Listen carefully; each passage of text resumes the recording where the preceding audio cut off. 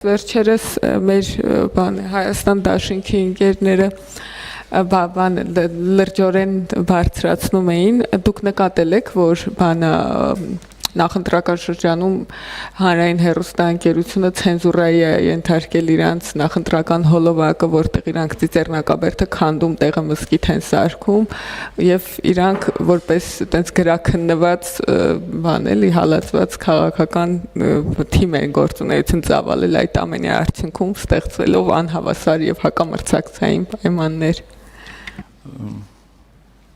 Եթե այդ հոլովակը չցուցադրել կոչենք գրաքննություն, մենք շատ Իրանք տենց էին անվանում։ Իրանք այդպես են անվանում, դե իրենց իրավունքն է իրենց գնահատականները տալ հանրային հեռուստաընկերությանը եւ հանրային ռադիոյին ես շնորհակալություն պիտի հայտնեմ քարոզարշավը պատշաճ մակարդակով լուսաբանելու համար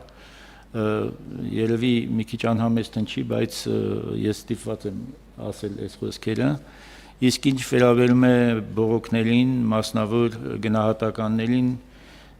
ես դրանց չեմ ուզում անդրադառնալ, որովհետև դրանք դուրս են իմ ընկալումներից եւ դրանք շատ մասնավոր եւ չհիմնավորված գնահատականներ են։